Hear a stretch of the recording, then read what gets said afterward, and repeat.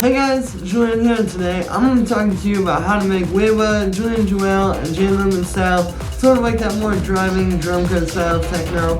As usual, you can get the full project files, samples, MIDI, presets, everything like that from this video is available right at the top of the description for just $5, and if you're patient on my Patreon, check there, because it's already available, and let's get started. Alright, so here's the project. The first thing that we have up here is the kick, which sounds like this.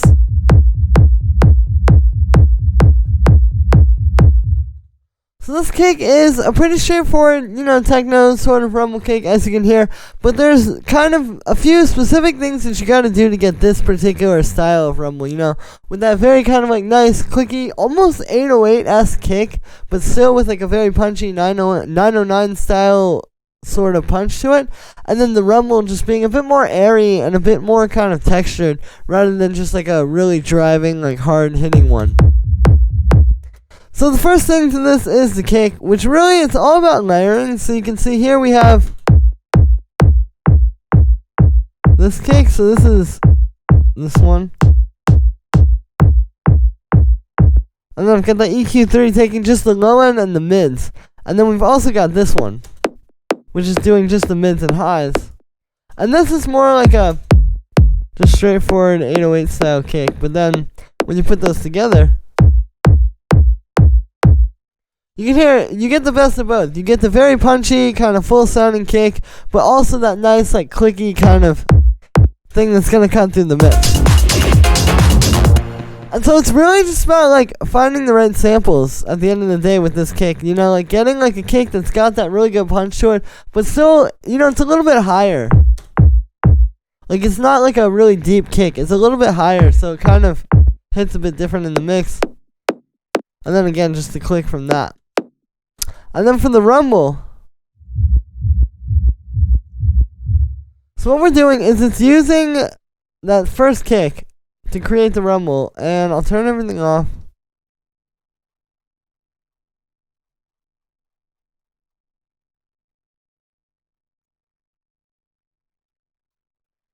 So all that's happening is it's that kick going.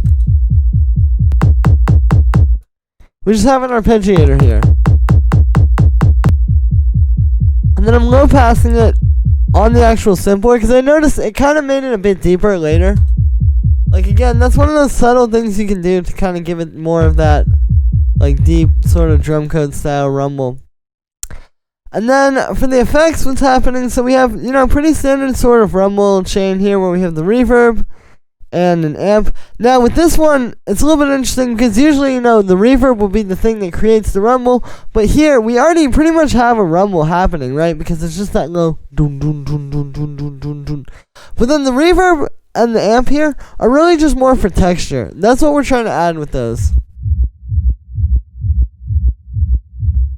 And those are subtle ways to kind of give it a more like airy sort of light feel, rather than just being like that kick. Like, if you just use the kick straight out like that, it's going to sound a little bit weird. And then we're low passing it again to kind of take out those like crunchy frequencies. I have a utility converting into mono. We have a compressor sidechaining into the kick. This EQ8, which cuts at 52 hertz actually. So, like I was saying, like, we're trying to make this a more airy bass. And something that I've noticed is that if you cut these lower frequencies, like, not too low. Like, anything higher than this, I wouldn't do. But if you cut these lower frequencies, it kind of, like, opens up the bass and makes it feel a little bit more light and airy, like I said. But obviously, it's still, like, a very fat, full-sounding bass in the track. And this is really the low end of the track. Like, we had these other basses happening. And when you hear, like, for example, the rolling bass, it might sound like that's really the bass line, but this is really like the deep bass. And the last thing here is you can see we have this utility. And so I'm using this just to kind of make it bounce off of the kick a little bit more. And the reason why I like using a utility to do this is because you can shape, as you can hear, you can shape it however you want. Like, you can really make this into any kind of curve. I mean, you can even do like that. Or you can do like, you can make it very, very sharp like that. There's a lot of different ways you can work with it like this, and I think it can really make this sound a little bit better. Like, if you only ever sidechain it to your kick, or if you only ever do the auto pan method, like, you just kind of get a very particular sound with that. But this way, we could go, and like, you can even make it, you know, like that or something, you know?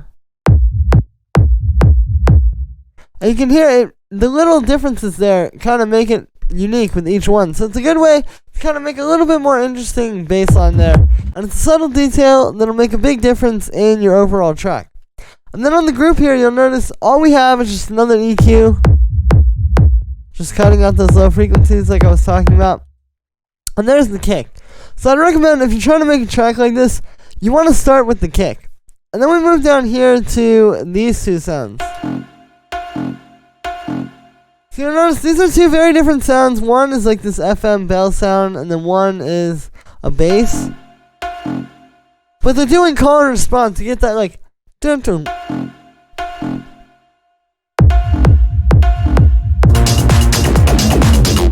And these are kind of like some of these background elements in the track. Like if I turn these off, you'll notice obviously the whole track is still there, but there's a lot less groove compared to if I turn these on.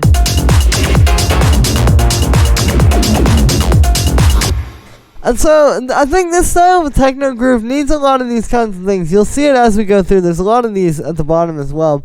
And yeah, just like, you really need that kind of like little background layers, sort of like call and responsing each other. And then it's about building up different grooves of those to make the overall groove. So for the first sound here, it's just this kind of like bell sound you can hear. It's made with 2 layers of operators. So what's happening here is we have this first one, which is almost like a big room house pluck or something like that. But basically, it's just this FM sound I made with 3 sine waves here. You can see, you know, just using the envelopes. You'll notice the envelope on this last one is really short. And the idea with this is to essentially add like a pluck onto the sound, because this really doesn't add that much to like the sort of body of the sound. If I turn it off, that's still the same. This just adds a little bit more of a click on there. So it's all about those envelopes when you're working with FM, and if you know how to work with them, you can kind of take oscillators and add them just to add like a little bit on the start. Or maybe if we wanted to add like something to the middle of the sound, we would add a little bit of attack there.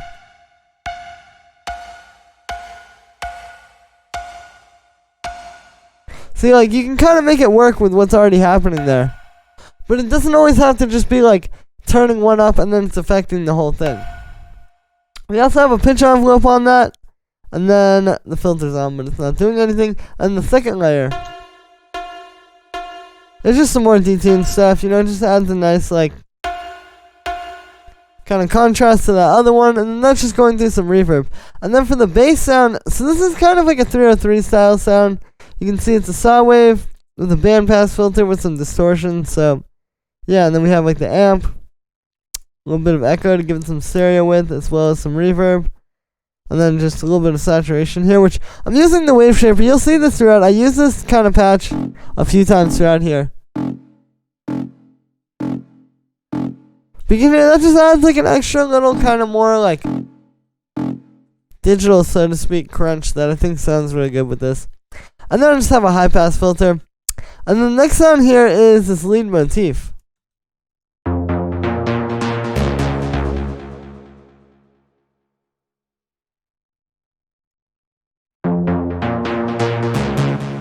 So this is a pretty simple lead. Essentially, it's playing. So we're in the key of, if we're in the key of F minor here, this is the root note, the 4th, and then the 6th. But then we're moving down to do the 6th, so you kind of get that cool like sort of thing there. And yeah, so it's a really simple melody, but this is what it's all about. Like just having something simple that's catchy that you can remember over top of this nice groove. You know, like that groove kind of all works on its own. And you obviously have parts of the track that are just this, but then we also have something like this that's going to be a bit more memorable. And it's also a good contrast with everything, because everything is very rhythmic, and this is very melodic. So for the sound, this is just made with Wavetable. It's a pretty simple sort of super saw. Just going through a low pass filter with an envelope, and then we've got the unison. I've got some automation on the filter. I've also got some echo here. There's not any reverb, and then just a high pass filter. So just kind of like very simple processing. You know, it's really about what's happening in the synth there. And then we also have this little bonus lead just to kind of contrast that. Again, just 3 notes, which is actually the same 3 notes each time, but just switching the order of them. Which that's always the thing, you know, instead of adding more notes, why not just take the same notes for the second half, but try them in a different order? You know, you can get a lot of different things that way. And then this is just a simple FM sound. Again, just like 3 sine waves. You can see this one has that same kind of thing where it's like, this third one here is just to add that little pluck onto there. And that's up pretty high on the chorus pitch as well. And then we just have a bit of echo. Then I have the drums. So we have, starting with this clave. So you can see I'm kind of making the rhythm here with the velocity. It's all just straight 16th notes, but you can create different patterns just using that. Because like if you listen to this with the kick, you know, there's a lot of nuance there, and that's creating a lot of groove in the track, versus if it was just all at the same velocity. And this is kind of like a background layer. You know, you don't always notice it, but if you turn it off, you definitely see there's a lot of energy missing without it. And then we have the main hi-hat. So that's just 2 layers, just like a nice kind of shaker style hi-hat. And then this one, which has a lot more punch to it. We also have a clap, which with this style of techno, obviously, you know, pretty simple patterns there, just putting the clap on the 2 and 4. But the actual clap sample makes a huge difference. Like, I've tried a lot of different ones, and you really gotta find something just big and crunchy like this. It's gonna like, cause it needs to hit as hard as the kick. You know, you need those to really be like balanced. And then even like with that hi-hat too.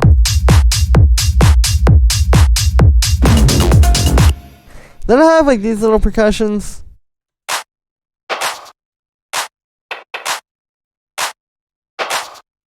You know, those are just playing underneath the clap. Simple stuff, but it adds like a nice element to the groove. And then we have this shaker loop I made just by taking 2 different shakers and putting them in a drum rack. It's kind of a nice way to do it because you get a little bit more nuance where it's like,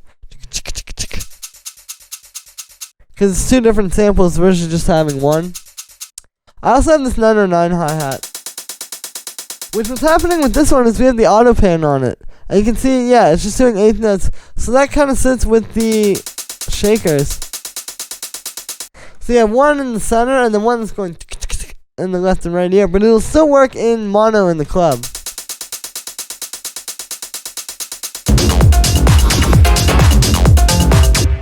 And yeah, then we have this rolling bass and the 303, which kind of play together.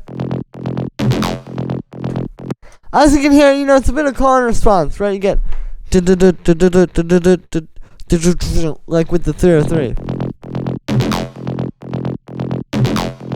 And so this is kind of what I was talking about before, you know, just having like multiple sets of things that are doing these kinds of grooves. Like even like these percussions here, like those are doing call and response. You know, this FM bell and the bonus bass are doing call and response.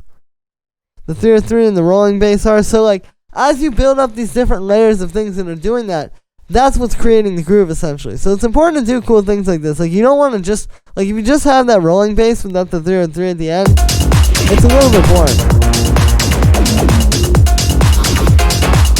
You know, it feels like it's missing something. And the only note they're playing is just F, but for the 303, so the way this one is made is it's a pretty simple 303 patch with the operator, really similar to that one I showed you before, square wave, bandpass filter. The thing with this one though is we had this velocity frequency thing turned up, so essentially like the higher the velocity is, the more open the filter is going to be. So you can get that kind of cool like opening up filter thing by just essentially just setting the velocities. So that's how I did that. And it brings it to life. You need this to be moving. You can't just have it sit in the same place. It's going to be kind of boring with the 303. And then that's going through the amp, that echo, to just kind of give it some stereo width, as well as a bit of reverb. And then just an EQ to cut out some mud. And then for the rolling bass, this is made with wavetable. And it's just a saw wave going into a low pass filter. And then what really makes a difference here is just the way you set the envelope, like just really dialing in the length of the envelope and making sure that it's not like too long but also not too short and clicky. And then after that, I actually have a bit of multi-band distortion. So this is a really good way to take a sound like this, which, you know, it's a pretty basic sound, and just kind of add some life to it. As you can hear, this really like gives it a lot of texture and character. So yeah, it's that same old style of doing it that I've shown you guys a few times before. I've just got like the highs, the mids, and then the lows. And they're all being distorted differently. And the key to this one really is like just using the dry wet. Like you really don't want that much of any one of them. I would even turn it down a little bit.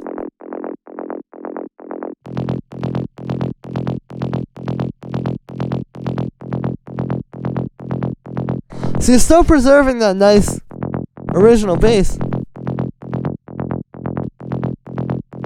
But you can hear we're just adding this like fatness layer now, as opposed to like just taking the distortion and going all out and just making it too much. And yeah, and then we just have a high pass filter, and then I have that same utility. Actually, I just copied it from the rumble bass, so it kind of goes up with the kick there. And then we have all these little like plucky kind of basses and little sounds. So as you can hear, these are all kind of talking to each other as well. So the idea is that we have like the rolling bass and the 303 are kind of the main ones, and then these are all bouncing around those. Because obviously, like, if you just have the rolling bass and the 303, it's going to be a bit flat. Like, you need that to be your foundation, but then these are going to bring it to life and really kind of like make it feel exciting. And it's all pretty simple stuff. Like, we have like this little stab sound that I made with Operator, which is really just like 2 sine waves. You know, this is just going in and like playing around with different settings on an Operator and seeing what's going to come out. Like, not really too much crazy stuff, but you just build up these little background sounds. Or like, this one is just like this kind of classic chord stab. I have this one. And all this one is this, just a few sine waves and Operator. Yeah, getting that like plucky kind of thing. But then you can see I have a filter with an envelope, and then we also have the sine shaper. So here's without the filter. And then with it, it kind of gives you like a cool thing. I've also got some chorus and this amp here. And then I have a high pass filter because you don't want this to get in the way of the low end and the rumble. We have like this little bass block here.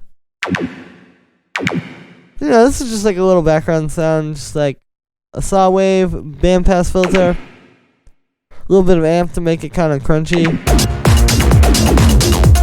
And the last thing down here, we just have some vocal stuff actually. I have this little that, which is just going through some echo and some OTT and some distortion. There's like a nice little vocal sample. Comes in halfway through. And then also these little vocal effects down here, which add a lot of energy to the track. The way you just had that kind of come in there right on the 2.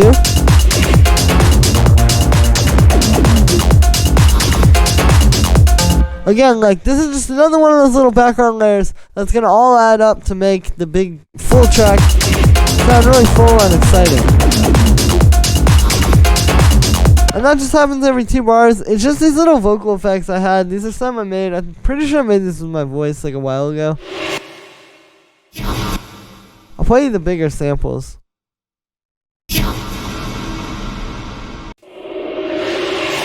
I think you just take little pieces and just do like little, and then this is just going through a little bit of reverb.